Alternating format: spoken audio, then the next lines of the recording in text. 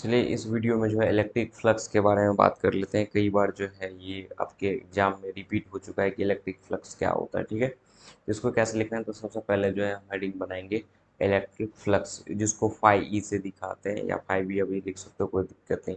तो electric flux क्या होता है, तो ये सिंपल सा कि नंबर ऑफ लाइन होता है जो किसी एरिया से पास करता है, बस यही हमारा इलेक्ट्रिक फ्लक्स है। ठीक है, तो इलेक्ट्रिक फ्लक्स एक ऐसा फिजिकल क्वांटिटी है जो रिप्रेजेंट करता है कि किसी एरिया से कितना number of electric lines pass हो रहा है। ठीक है, मतलब कि आप यहाँ पे देखो कि आपको क्या लिखना है, electric flux is a physical quantity which represent the total number of electric field lines passing through the given area.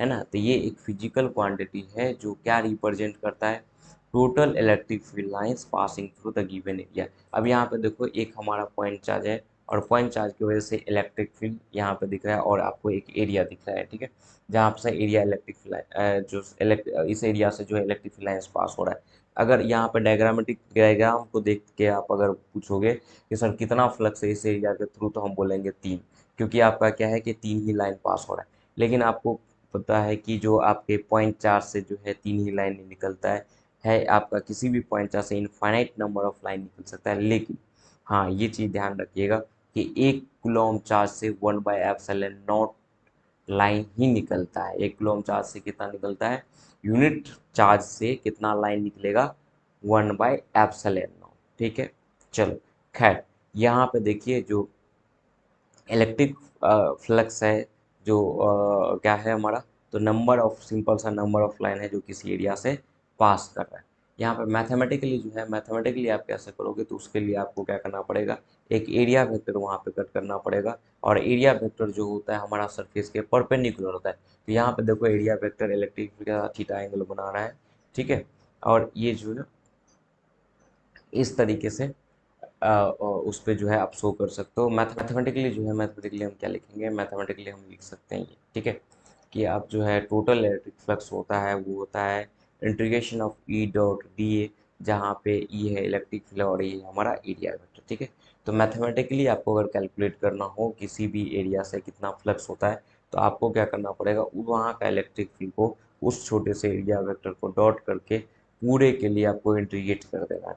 तो इलेक्ट्रिक फील्ड से अगर पूछता है तो आप इस तरीके से जो है आराम से लिख दोगे। ठीक है, यहाँ तक। नेक्स्ट जो है, अगर इलेक्ट्रिक फील्ड हमारा यूनिफॉर्म हो जाए तो क्या होगा, तो यहाँ देखो आपका, ठीक है, when electric field A is uniform then, तो क्या होगा हमारा फाई टोटल जो होगा ई बाहर आ जाएगा, डॉट आपका इंटीग्रेशन ऑफ डी ए।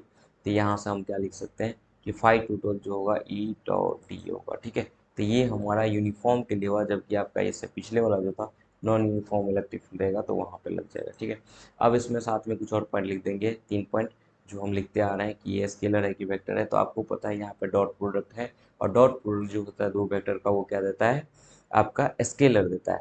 वैसे भी आपका ये सिंपल नंबर ऑफ लाइन के बारे में बताता है कि किसी एरिया से कितना पास करता है, तो आपका ये स्केलर ही होगा। ठीक है, दूसरा यहाँ पे एसआई यूनिट अगर बात करोगे तो एसआई यूनिट होगा न्यूटन, न्यूटन मीटर स्क्वायर पर कूलम। क्यों, क्योंकि इलेक्ट्रिक फील्ड का न्यूटन पर कूलम होता है और एरिया का मीटर स्क्वायर हो जाएगा। तो ये, या आप इलेक्ट्रिक फील्ड का वोल्ट पर मीटर भी जानते हो पोटेंशियल ग्रेडियंट से, तो वो और मीटर स्क्वायर, तो 1 मीटर आपका कट जाएगा तो वोल्ट मीटर आ जाएगा। ठीक है, तो ऐसा ही नोट ध्यान रखिए, इसका साथ में डायमेंशन भी ध्यान रखिए।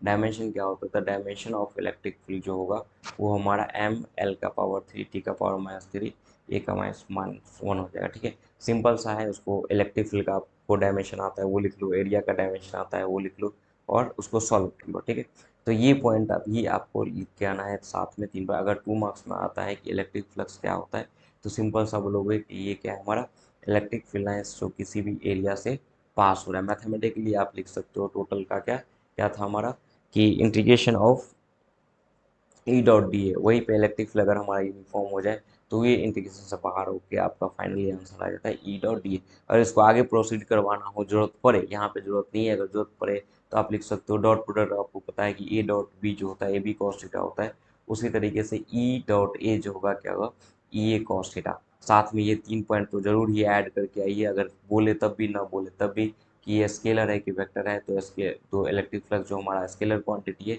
ऐसा यूनिट आपका Newton metre square per coulomb या वोल्ट मीटर है, और डायमेंशन आपका ml 3 टी का पावर -3 e का पावर-, ठीक है। तो इस तरीके से आपका ये कंप्लीट हो जाता है। 2 मार्क्स कई बार रिपीट हो चुका है ना। ये इंडिविजुअली 2 मार्क्स में भी आया और गॉस लॉ के साथ 5 मार्क्स में भी आया है।